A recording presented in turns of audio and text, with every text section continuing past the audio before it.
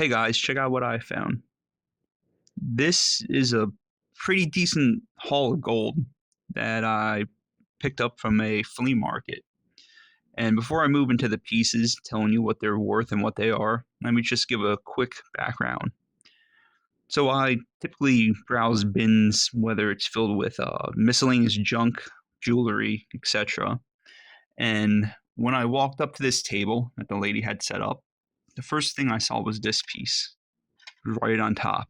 And I could tell right away by the craftsmanship and the luster of it that it was going to be gold. And I picked this up. I looked at the engraving on it to see if you could see through to like a base metal stuff that's gold plated, of course. Um, Once you start to scratch into it, you'll start to see a more brass or copper color. And with all this engraving on the back and front, you could tell that it's not the case. This is definitely going to be gold. It's not marked anything, but I knew it was going to be at least 14 karat by the color of it. And just a background on what this piece is. This is a fraternal pin, which I collect fraternal pins, for the Independent Order of Odd Fellows. And across the top, what we see is FLT, and that's an abbreviation for, I guess you could say, kind of like their motto.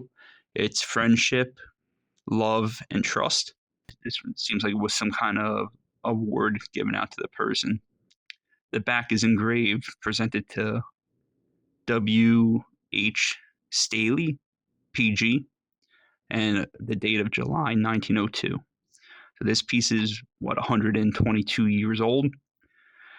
And like I said, the craftsmanship gave it away. You see these little pins in the back? Well, that's holding the hand onto the star, and the same can be seen in the pin's top. We have these two little dots or pins from the letters holding it onto this rectangular bar. So I could tell right away this piece had craftsmanship there, and even without it being marked, all the signs were there that this was going to be gold. Then I started digging through the bin a little more. I brushed some of the jewelry aside, and the next thing I found was this little pin. This is a Masonic pin. Of course, it has the square in the compass and the G in the middle. And if you don't know your Masonic background or history, I'm not an expert in it, but I know enough that the idea is the square and the compass are building materials. And the original founding Masons or Freemasons are known to be having a builder's background. So these are common building tools, and there's symbolism between the square being used to mark right angles for stone structures, and stone structures being at 90-degree angles have a strong foundation, strong and trustworthy construction. I'm not sure about the three loops at the bottom. I guess maybe something with unity. That would just be my guess. But when I found this pin, it was really kind of not tarnished, because gold doesn't really tarnish. It's the metals mixed in to make the gold alloy that discolored. So I took my thumb and I rubbed it a little bit and shined it up. I could tell it was gold. I have a lot of pieces like this that are gold. My guess, again, it's early 1900s, around the time of this piece, maybe like 1900 to 1910, 1920. And for weight wise, this piece ended up weighing 6.71 grams, or had $310 worth of gold in it. Melt value. Of course, there could be some kind of collectability behind it. I'm not too certain. I didn't find a piece that looked exactly like it yet. This little Masonic pin tested to be 14 karat gold. It was also unmarked, and it was light. It was only 0.74 grams, but that comes out to be $34 in gold. And this piece was kind of an impressive piece. I didn't really see all the symbolism in it right away. What we have here is another pin, but this one is not Masonic. It's also not Independent Order of Odd Fellows. Instead, it is a GAR pin. And if you don't know what that means, it's GAR as in GAR. It's the Grand Army of the Republic. So just like we have VFWs today, we had in the past the Grand Army of the Republic, which was made up of Union soldiers, so North fighting soldiers in the Civil War. And this one was a post, as you can see, in New York. So we have GAR in the letters of the star and NY. And this was post number 600, also known as the Lloyd Aspinwall post. So if you wonder who Lloyd Aspinwall is, he served in the Union Army during the Civil War, and he reached the rank of Brigadier General. We see across the bottom FCL, which stands for Fraternity, Charity, and Loyalty. On the back, I saw a couple things that indicated that this piece was gold. Again, this was an unmarked piece, and that's not very uncommon for antique pieces. Like this 1902, I said that one was probably like 1910. Being that this is a Grand Army of the Republic pin, I came to the conclusion that this pin was probably also made in the early 1900s, seeing as Civil War soldiers that fought in the 1860s probably were in their later 70s or 80s by the early 1900s. The 50 on the back, I'm not really sure what it could indicate. Maybe it's a member's number, just like police have a number associated with their badge. It could be a celebration of 50 years that they were a veteran post-Civil War.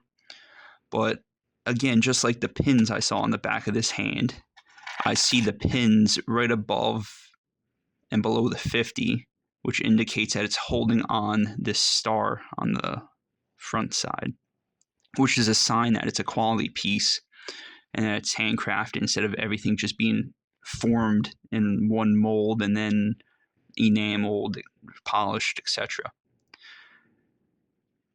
And this piece turned out to weigh 4.62 grams or a value of $213. These other two pieces, what I did is when I find something really good, a handful of gold, I'll just grab a couple random pieces and throw it all together in my hand. So it's less obvious to the person that's selling it. If they see a handful of junk versus someone cherry picking one piece or two, they'll be more likely just to kind of bypass what you're purchasing and they don't take a closer look at it.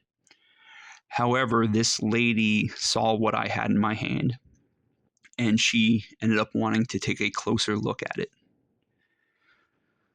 And unfortunately, she thought that these three pieces were indeed gold. So when she said that, my heart sank a little bit because normally when someone thinks that these pieces are gold or any piece is gold, they don't want to sell it because they know there's value in the gold beyond what they were initially trying to sell it for in a junk bin. However, she ended up giving me a price on everything of $50, and I wasn't one to complain over that because I know that these pieces, just a rough estimate in weight, was going to be hundreds of dollars worth of gold. Who's going to complain about a profit like that? And just to show you, throw these quickly on a scale, which would be about 12.07. And that translates, like I said, to $556 worth of gold. If you didn't know how to tell gold from craftsmanship, then hopefully this video helps a little bit so that when you go to a flea market and try looking for a treasure of your own, you don't have to rely solely on carat marking. You have to use your knowledge. And hopefully these videos convey a little bit more knowledge and make you a better treasure hunter. As you can see, my videos are a little bit special. I find a lot of really cool and interesting stuff, and I want to share it with everyone. I hope people watch this video. I hope you become more knowledgeable, and I hope you find joy in it yourself. And whether it's for a personal collection or it's a way for you to make an extra income, I want you to take something away from this, to learn and to find something that can occupy your time and you can be creative and get something out of it.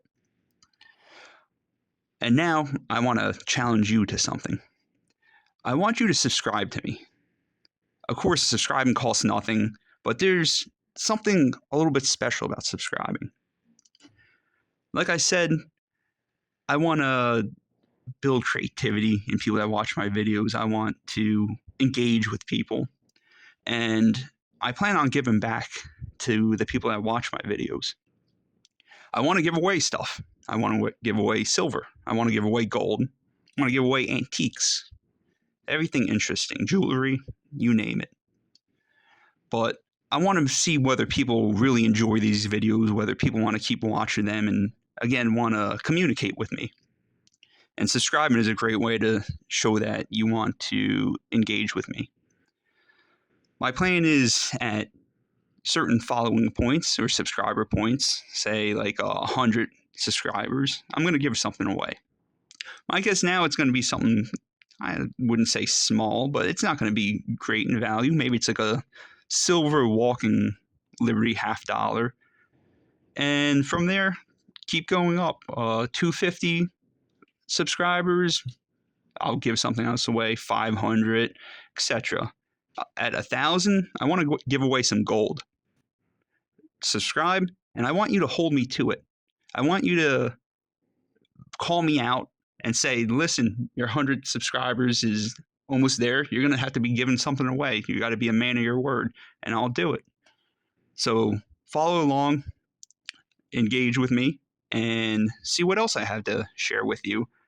And I want to hear that you're out there doing something on your own. If not, if you're just watching my videos for some entertainment, that's fine too. I appreciate it. So like I always end my videos, I say that there's treasure out there, and you never know what you might find. So stay searching.